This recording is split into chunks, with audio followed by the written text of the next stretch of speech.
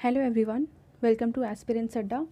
चलिए 2 जून 2021 के एडिटोरियल को एनालाइज करते हैं। आज 4 आर्टिकल्स जो हम डिस्कस करने वाले हैं वो है when two is too little, second है breaking the cycle of child labour is in India's hand, third a fatal war on transparency and fourth है what explains the surge in FDI.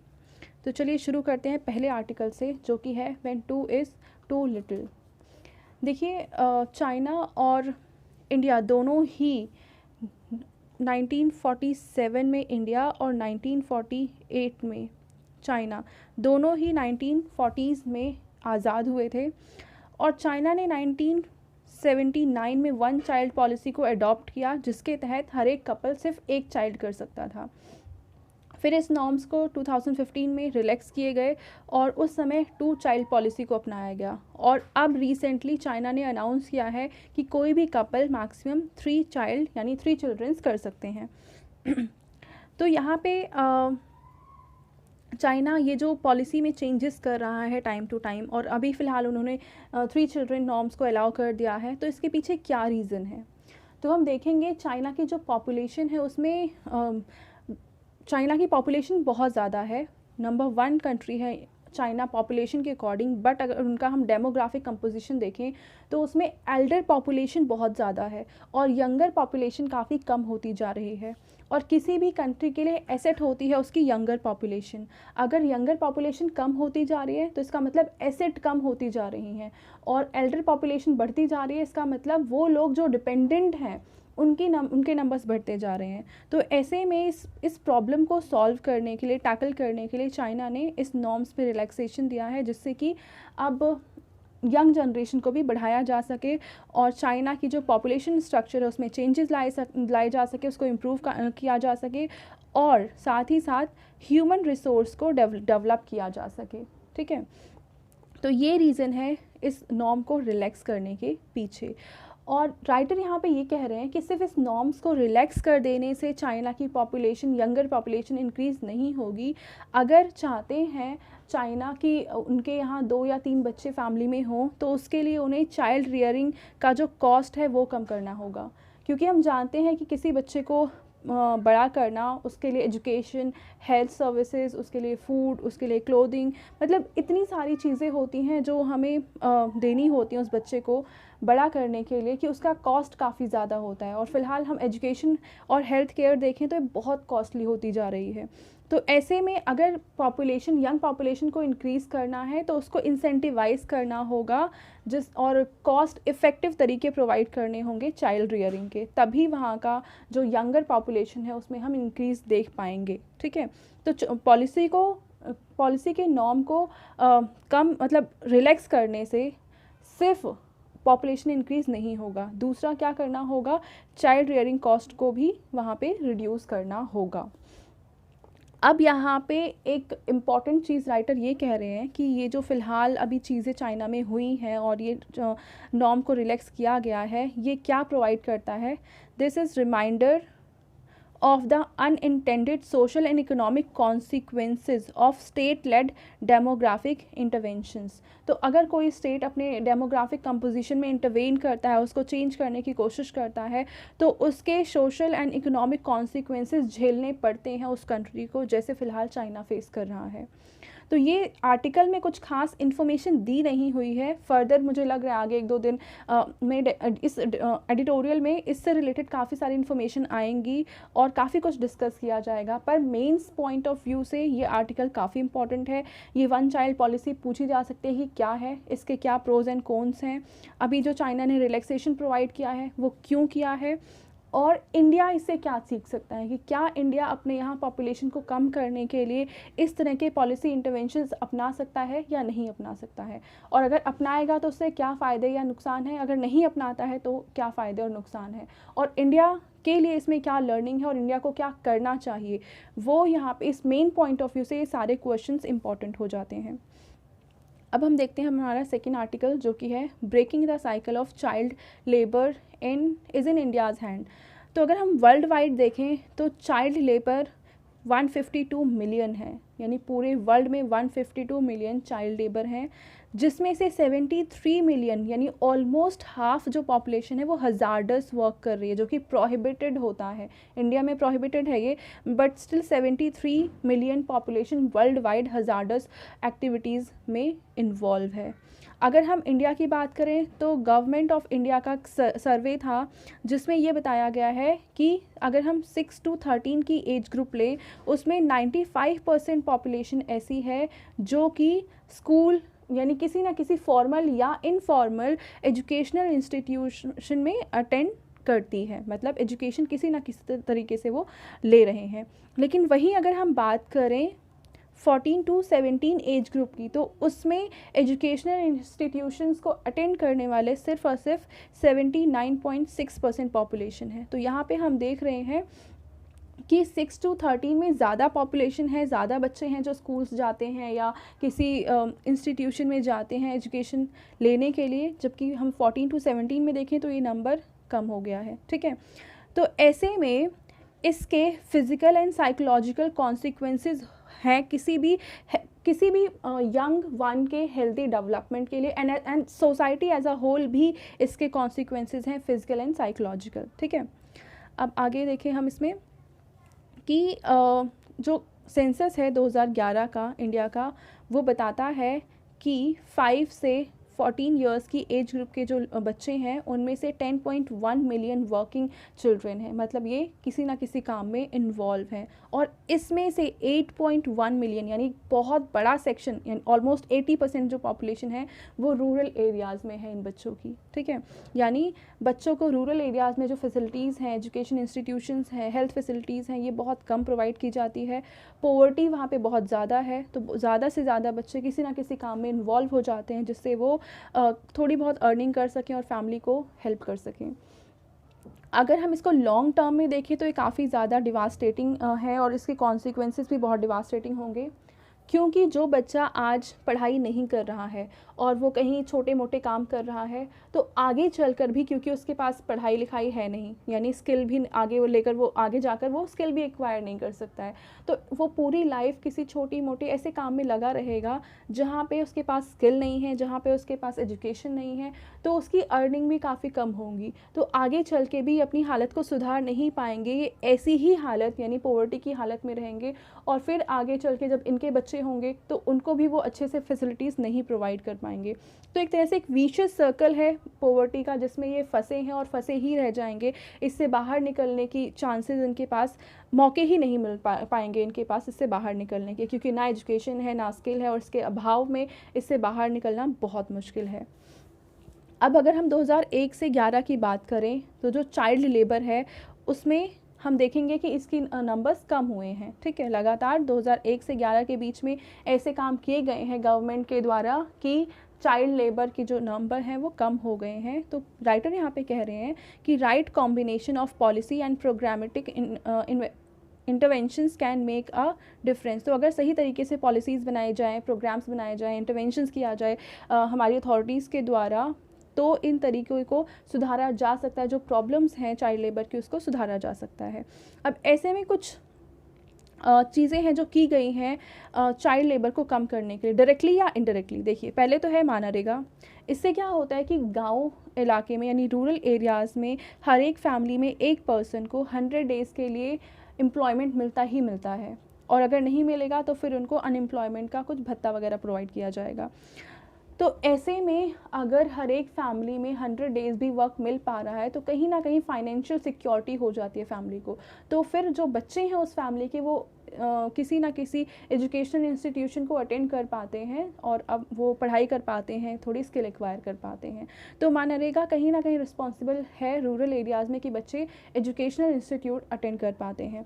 फिर अगर हम राइट टू एजुकेशन की बात करें, 2009 में आया था, तो इसमें भी क्यों हर एक बच्चे को 6 से 14 साल के जो बच्चे हैं उनको फ्री एजुकेशन प्रोवाइड करते हैं। ये बुक्स वगैरह स्कूल से फ्री प्रोवाइड की जाती है। तो ये भी इंसेंटिवाइज़ करता है कि ये बच्चों को एजुकेशन इंस्टीट्यूट में खींच सके।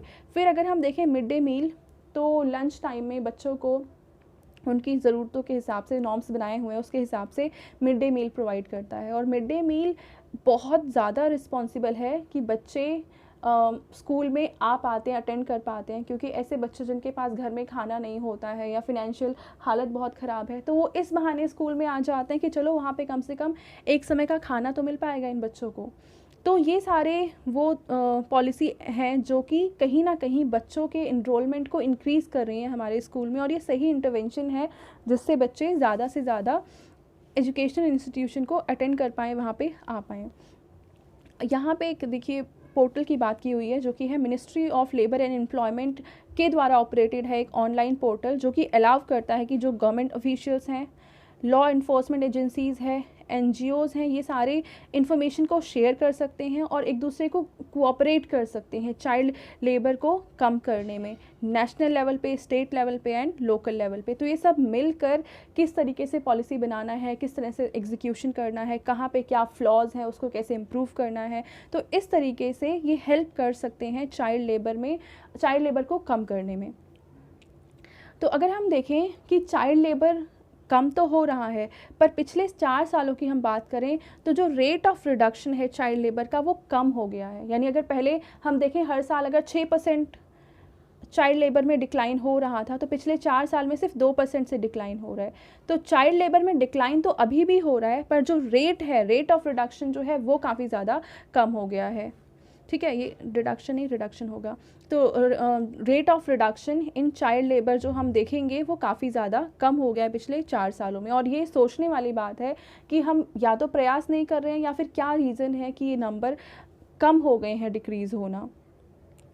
विद इंक्रीज्ड इकोनॉमिक इनसिक्योरिटी, अब देखिए पिछले 2 साल से तो हम पैंडेमिक को ही झेल रहे हैं, तो इस पैंडेमिक के टाइम में फिनेंशियल सिक्योरिटी छिन गई है बहुत बड़े तबके की। ठीक है, फाइनेंशियल इनसिक्योरिटी है और लैक ऑफ सोशल प्रोटेक्शन है। हमने ये भी देखा कि कितने सारे लोग हैं जो शहरों में आए थे अर्निंग के लिए, वो यहाँ से माइग्रेट करके वापस रूरल एरिया में चले गए हैं। तो ऐसे में एग्रीकल्चर पे डिपेंडेंसी काफ़ी ज़्यादा बढ़ गई है, हाउस होल्ड इनकम काफ़ी कम हो गए हैं, एजुकेशनल इंस्टीट्यूट सारे बंद हैं, तो बच्चे उन एजुकेशनल इंस्टीट्यूट से भी बाहर हैं।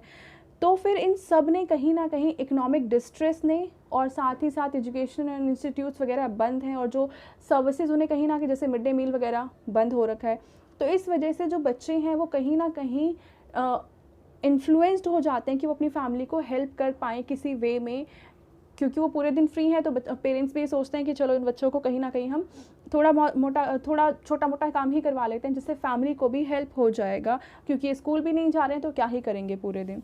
तो इन सब ने ओवरऑल एक तरह से इंसेंटिवाइज कर दिया है चाइल्ड लेबर को थोड़ा बहुत। ऐसा नहीं है कि चाइल्ड लेबर पहले से प्रेवलेंट नहीं था, वो हमेशा से प्रेवलेंट था, पर इस कंडीशन ने चाइल्ड लेबर को कहीं ना कहीं एनकरेज कर दिया, इन्हांस कर दिया है। फिर हम देख रहे हैं कि एजुकेशन को अब ऑफलाइन मोड से ऑनलाइन मोड पे शिफ्ट कर दिया गया है, पर ऑनलाइन मोड शिफ्ट करने के बावजूद, क्योंकि डिजिटल डिवाइड है हमारे इंडिया में बहुत तगड़ा, रूरल एरियाज़ में तो बहुत ज़्यादा है, तो इससे बहुत बड़ा सेक्शन है सोसाइटी का, वो बच्चे जो अफोर्ड नहीं कर सकते हैं, इंटरनेट नहीं अफोर्ड कर सकते हैं, या जिनके पास मोबाइल सर्विसेज, कंप्यूटर सर्विसेज नहीं है, तो वो इस एजुकेशन से पीछे रह गए। यानी डिजिटल डिवाइड जो है वो एजुकेशन गैप का कारण बनता जा रहा है। तो हम देखेंगे इस तरीके से चाइल्ड लेबर को कम करना हमारे सामने बहुत बड़ी प्रॉब्लम्स आ जाती हैं इस पेंडेमिक के टाइम में, कि हम चाइल्ड लेबर के रिडक्शन को कैसे टैकल करें, मतलब चाइल्ड लेबर को हम कैसे कम कर सकते हैं, क्योंकि फ़िलहाल की जो सिचुएशन है वो उसको इन्हांस कर रही हैं, इंसेंटिवाइज़ कर रही हैं, इनकरेज कर रही हैं। तो ऐसे में जो चैलेंजेस है हमारे सामने वो बहुत ज़्यादा हैं, और इससे फ़ाइट करना बहुत मुश्किल है, लेकिन फिर भी हमें करना होगा। सस्टेनेबल डेवलपमेंट गोल में इंडिया को ये कोशिश करनी चाहिए कि 2025 तक अपने यहाँ से चाइल्ड लेबर हर एक फॉर्म से ख़त्म कर दे, और इसके लिए पॉलिसी इंटरवेंशन बहुत ज़रूरी है। गवर्नमेंट का रोल प्रोएक्टिव होना चाहिए। ठीक है, सोसाइटी एज मतलब एनजीओज़ वगैरह को इसमें शामिल किया जा सकता है। तो अच्छे खासे मेजर्स लेने होंगे 2025 तक चाइल्ड लेबर को इंडिया से पूरी तरह से ख़त्म करने के लिए। अब देखिए यूएन ने डिक्लेयर किया है 2021 को as the international year for elimination of child labour. तो ये 2021 को एक तरह से फोकस भी किया जा रहा है चाइल्ड लेबर को ख़त्म करने के लिए। तो इस तरीके से गवर्नमेंट को इंटरवेन करना चाहिए, पॉलिसीज़ बनानी चाहिए, इंसेंटिवाइज़ करना चाहिए कि चाइल्ड लेबर किसी के तरीके से ख़त्म हो सके हमारी कंट्री से। ये ना सिर्फ उन बच्चों के लिए हेल्पफुल होगा बल्कि सोसाइटी के लिए भी, इंडिया के लिए भी बहुत इम्पॉर्टेंट होगा कि ये बच्चे पढ़ पाएंगे, स्किल एक्वायर कर पाएंगे और हमारे देश के अच्छे सिटीजन बन पाएंगे। और अगर ऐसा नहीं होता है तो फिर हम वही देखते हैं कि सोसाइटी में डिसरप्शंस, वायलेंस और एंटी सोशल एक्टिविटीज़ होती हैं। रीज़न यही होता है कि इनको अच्छी से नॉलेज नहीं मिल पाती है, स्किल नहीं मिल पाती है। अनएम्प्लॉयमेंट और पॉवर्टी के चक्कर में एंटी सोशल एलिमेंट्स बढ़ते ही हैं किसी सोसाइटी में, तो इसको कम करने की कोशिश हमें करनी चाहिए। नेक्स्ट आर्टिकल है a fatal war on transparency. तो हम देखेंगे कि गवर्नमेंट ने एक national expert group on vaccine administration for कोविड-19 बनाया था, जो कि नोडल एजेंसी है on vaccine administration and roll out. तो वैक्सीन का जो एडमिनिस्ट्रेशन है उसका रोल आउट है, यानी पूरी तरह से जो भी यहाँ पे एडमिनिस्ट्रेशन है वैक्सीन को लेके वो पूरी तरह से इस एजेंसी के द्वारा ही किया जाएगा। पर हम देख रहे हैं पिछले कितने सालों से कि जो ट्रांसपेरेंसी है धीरे धीरे गवर्नेंस में कम होती जा रही है, चाहे वो किसी भी तरीके की हम चाहे आरटीआई के द्वारा हम इंफॉर्मेशन लेना चाहें, चाहे हम जैसे कि last year PM care fund बनाया गया था, तो इसके रिगार्डिंग भी कोई भी इन्फॉर्मेशन पब्लिक में नहीं है कि इसमें कितने पैसे आ रहे हैं, किस तरीके से खर्च किए जा रहे हैं, अथॉरिटी क्या को मतलब किस तरीके से इसको यूज़ किया जाना चाहिए। और आरटीआई से इसको बाहर भी रखा गया है। आरटीआई के तहत आप इन्फॉर्मेशन नहीं ले सकते हैं पीएम केयर फंड से। साथ ही साथ जो कोवैक्सीन है उसको प्रोवाइड किया जा रहा है, वो वैक्सीन्स लगाई जा रही हैं पब्लिकली, बट कोवैक्सीन का जो फेज़ 3 ट्रायल डेटा है वो पब्लिक नहीं किया गया है।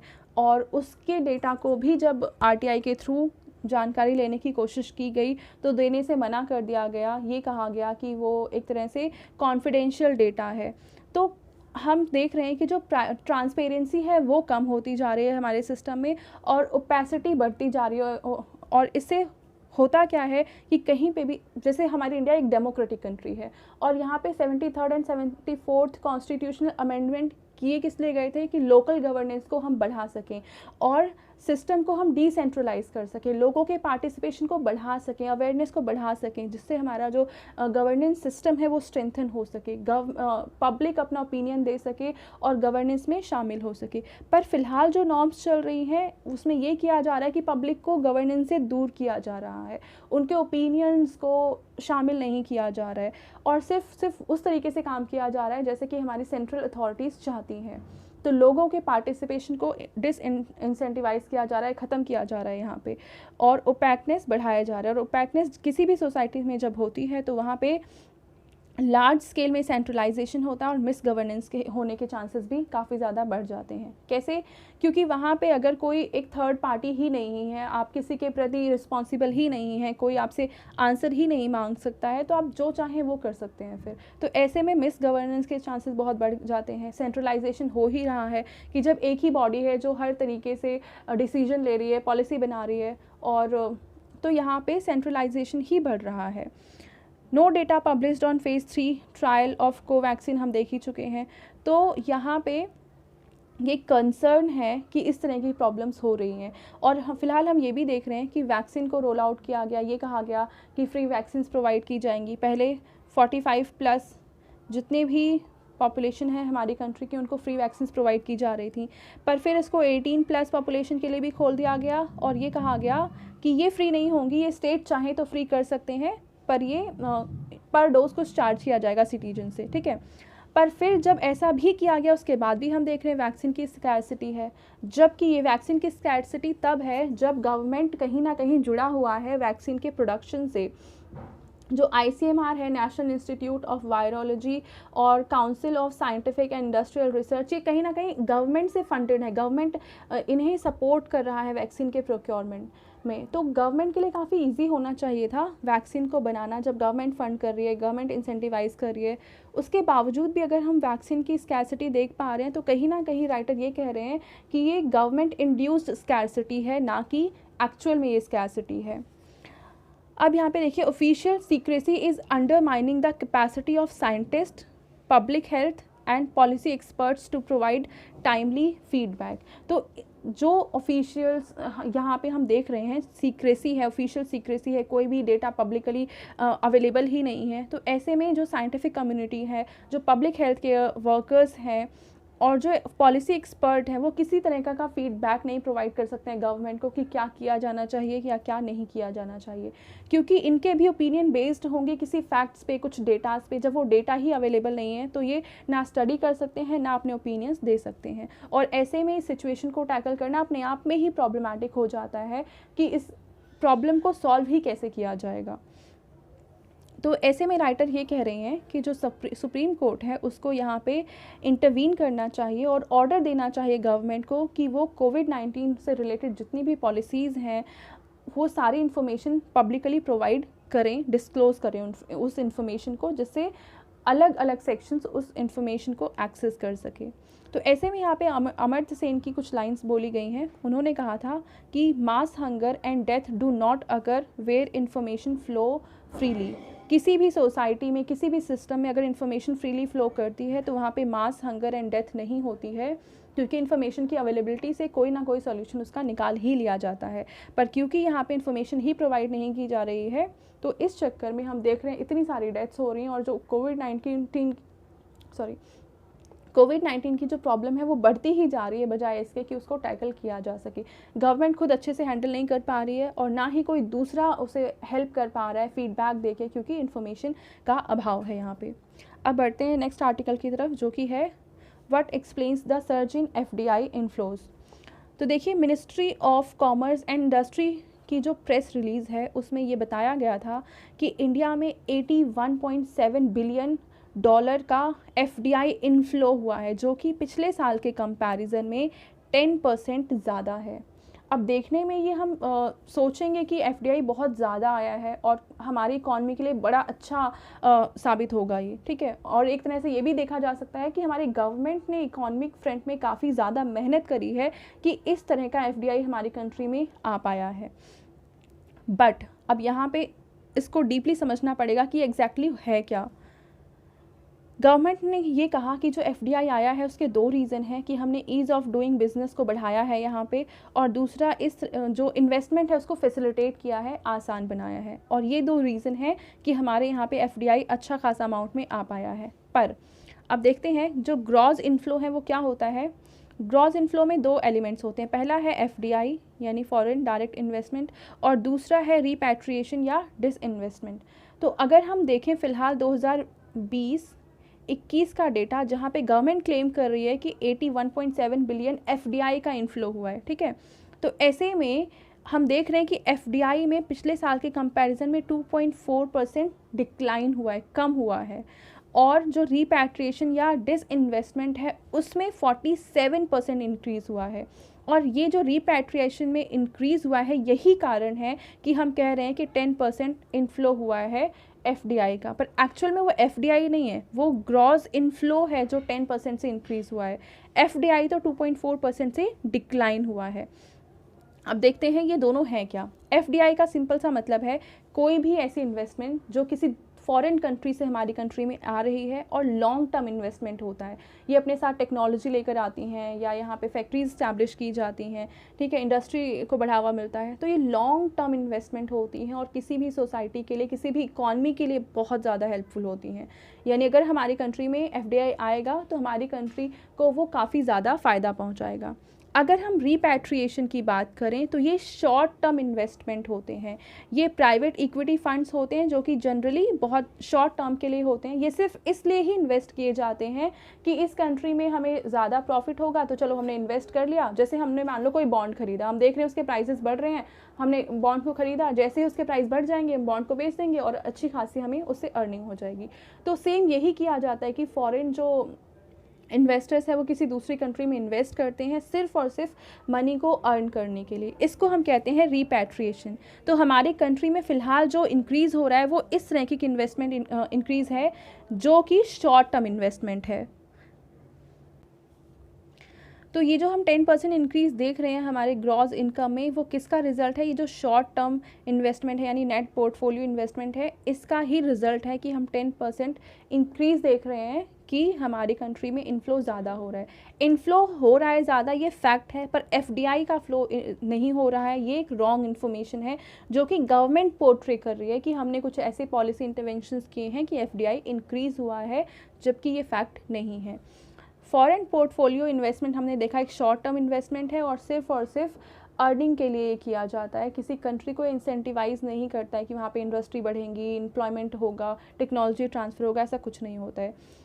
तो conceptual distinction have blurred in official reporting. तो जो ऑफिशियल डेटा रिलीज़ किया गया है उसमें इन दोनों का जो कंसेप्ट है उसको इतना ब्लर कर दिया, यानी कि एफडीआई और अगर हम फॉरेन फ्लो देखें, ये दोनों अलग अलग चीज़ें हैं, पर इसको इतना ब्लर कर दिया गया है और ये बताया जा रहा है कि एफडीआई में ही 10% इंक्रीज़ हुआ है, जिससे कि हम ये देख रहे हैं कि अरे ये तो हमारी इकॉनमी के लिए बड़ा अच्छा साइन है, हेल्दी साइन है, जबकि ऐसा है नहीं। ये ऑफिशियल डेटा ही हमें गलत इन्फॉर्मेशन प्रोवाइड करने की कोशिश की जा रही है। और ऐसा क्यों किया जा रहा है? कि गवर्नमेंट थोड़ी अपनी वाहवाही कर सके कि हाँ हमने पॉलिसीज़ इस तरह से बनाई हैं, अच्छे इंटरवेंशंस किए हैं, जिससे कि हमारे कंट्री में एफडीआई आ पा रहा है और वो शाबाशी ले सकें। इसके अलावा कोई दूसरा रीज़न नहीं है इसका। ठीक है, तो अब ये क्या था मैटर हमने समझ लिया। ठीक है, तो यही आज हमारे 4 जो मेन इंपॉर्टेंट आर्टिकल थे यही थे, बाकी जो आर्टिकल हैं वो रिपीटेड थे।